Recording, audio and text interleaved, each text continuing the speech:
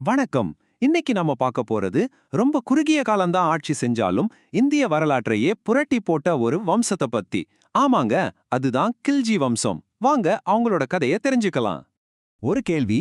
ஒரே ஒரு மனுஷன் எப்படி ஒரு பிரம்மாண்டமான பேரரச உருவாக்கினான்? ஆனா அவன் போனதும் அந்த சாம்ராஜ்யம் ஏன் சீட்டுக்கட்டு மாதிரி சரிஞ்சு விழுந்துச்சு? இந்த ஒரு கேள்விக்குள்ளதான் நம்மளோட முழு கதையும் அடங்கியிருக்கு. இது அலாவுதீன் கில்ஜியோட கதை. வாங்க உள்ள போலாம். சரி, முதல்ல இந்த கில்ஜி வம்சம் எப்படி ஆரம்பிச்சது, அவங்க யாருன்னு பாத்துடலாம் வாங்க. அப்போ டெல்லிய ஆண்டுகிட்டு இருந்தது அடிமை வம்சம். அவங்களோட கடைசி ஆட்சியாளர் ரொம்பவே பலவீனமா இருந்தாரு. இந்த சரியான சந்தர்ப்பத்தை பயன்படுத்திக்கிட்டு ஜலாலுத்தீன் கில்ஜி அவரை கொன்னுட்டு அரியணைய கைப்பற்றினார்.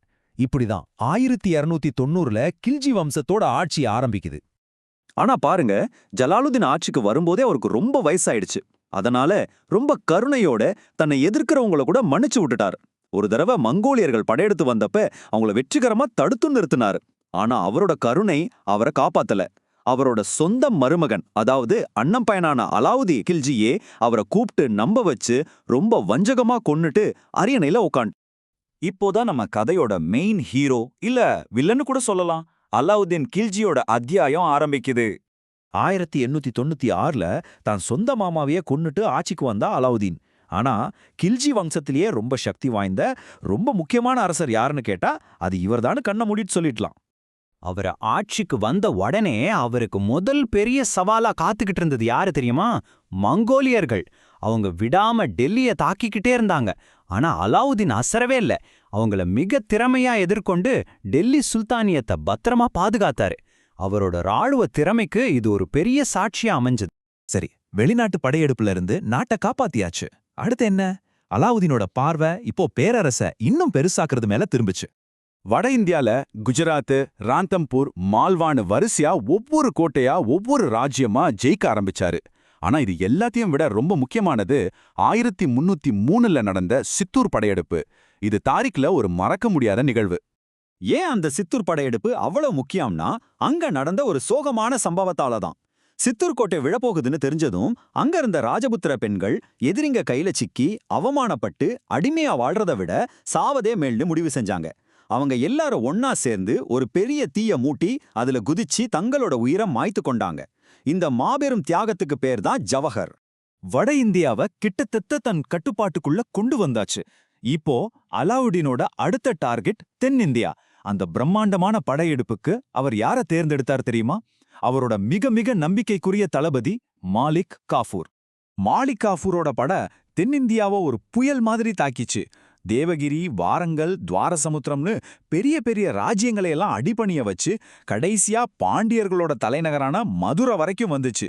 சில வரலாற்று பதிவுகள் அவர் ராமேஸ்வரம் வரைக்கும் போனதா கூட சொல்லுது.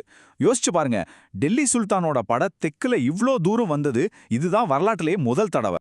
அலாவுதீன்னா வெறும் போரும் வெற்றியும் மட்டும்தான் நினைச்சிடாதீங்க. அவர் ஒரு பயங்கரமான நிர்வாகி. அவர் செஞ்ச சீர்திருத்தங்கள் அந்த காலத்துக்கே ரொம்ப புரட்சிகரமானவன். வாங்க அதை பத்தி தான் இப்போ விலாவாரியா பார்க்க போறோம். ஒரு கேள்வி வருது இல்லையா? இவ்ளோ பெரிய ராணுவத்தை பராமரிக்க அவங்களுக்கு சம்பளம் கொடுக்க எங்க இருந்து பணம் வரும்? அதுக்கு தான் அலாவுதீன் ஒரு மாஸ்டர் பிளான் போட்டாரு. அதுதான் சந்தை சீர்திருத்தங்கள். முதல்ல எல்லா அத்தியாவசிய பொருட்களுக்கும் அவரே ஒரு விலையை ஃபிக்ஸ் பண்ணிட்டாரு. அந்த விலைக்கு மேல யாரும் விற்கக்கூடாது. ரெண்டாவது, இதை கண்காணிக்கிறதுக்கு நாடு முழுக்க ஒற்றர்களை நியமிச்சாரு. யாராவது தப்பு பண்ணா, அதாவது விலையை ஏத்துனாலோ இல்ல இடையில ஏமாத்தினாலோ அவங்களுக்கு கடுமையான தண்டனை நிச்சயம். அடுத்ததா அவரோட மிக முக்கியமான ஒரு கேம் சேஞ்சிங் சீர்திருத்தம். அதுவரைக்கும் வீரர்களுக்கு சம்பளம்னா என்ன? போர்க்களத்துல கிடைக்கிற கொள்ளைப் பொருட்கள்ல ஒரு பங்குதான். ஆனா அலாவுதீன் இந்த சிஸ்டத்தையே மாத்தினாரு. இந்தியாவிலே முதல் முறையா வீரர்களுக்கு மாசம் ரொக்கமா சம்பளம் கொடுக்க ஆரம்பிச்ச முதல் சுல்தான் இவர்தான். இது ராணுவத்தையே ஒரு ப்ரொஃபஷனல் படையா மாத்து. அடுத்து கிளர்ச்சிகளை எப்படி தடுக்கிறது? அலாவுதீனுக்கு நல்லாவே தெரியும், இந்த பிரபுக்கள் ஒன்னா சேர்ந்தாதான் தனக்கு ஆபத்துன்னு. அதனால அவங்க மேல ஏகப்பட்ட கட்டுப்பாடுகளை கொண்டு வந்தாரு. பிரபுக்கள் மது அருந்தக்கூடாது, சூதாடக்கூடாது, ஏன் அவங்க தங்களுக்குள்ள பேசுறதுக்கோ இல்ல கல்யாணம் பண்ணிக்கிறதுக்கோ கூட சுல்தானோட பர்மிஷன் வாங்கணும். இப்படி அவங்களோட செல்வத்தையும் பறிச்சு அவங்களோட அதிகாரத்தையும் குறைச்சு எல்லாரையும் தன் கண்ட்ரோல்ல வச்சிருந்தாரு. போர் நிர்வாகம்னு மட்டுமல்ல, அலாவுதீன் கலை, கட்டடக்கலையிலையும் தன்னோட முத்திரையை பதிச்சிருக்காரு. அதுக்கு ஒரு சிறந்த உதாரணம் டெல்லி குதுமினார் வளாகத்தில் இருக்கிற அலாய் தர்வாசா. இந்தியாலேயே முதல் முறையா உண்மையான வளைவு, அதாவது ட்ரூ ஆர்ச் டெக்னாலஜியை பயன்படுத்தி கட்டப்பட்ட முதல் கட்டிடம் இதுதான்னு சொல்றாங்க. பார்க்கவே அவ்வளோ அழகா இருக்கும். இப்படி ஒரு சக்தி வாய்ந்த பேரரச இவ்வளவு சீர்திருத்தங்களை செஞ்ச அலாவுதீனுக்கு பிறகு என்ன ஆச்சு? அவர் கட்டிய சாம்ராஜ்யம் அப்படியே இருந்துச்சா? வாங்க அந்த வம்சத்தோட முடிவை பார்க்கலாம். சோகம் என்னன்னா, அலாவுதீன் 1316ல இறந்த அடுத்த கணமே எல்லாம் சரியா ஆரம்பிச்சிடுச்சு.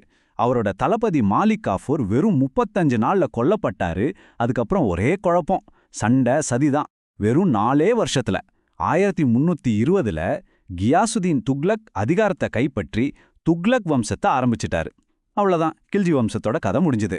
அலாவுதீன்னு ஒரு தனி மனுஷனோட திறமையில மட்டுமே உருவான அந்த பிரம்மாண்டமான சாம்ராஜ்யம் அவர் கண்ணை மூடினதும் வெறும் 4 வருஷத்துல சரிஞ்சிடுச்சு. இது நமக்கு ஒரு பெரிய கேள்வி விட்டுட்டு போகுது. அதாவது, ஒரு சிஸ்டமை நம்பாம ஒரு தனி ஆளோட திறமையை மட்டுமே நம்பி இருக்கிற எந்த ஒரு பேரரசும் இல்ல எந்த ஒரு அமைப்பும் உண்மையிலேயே ரொம்ப காலத்துக்கு நீடிச்சு நிக்க முடியுமா?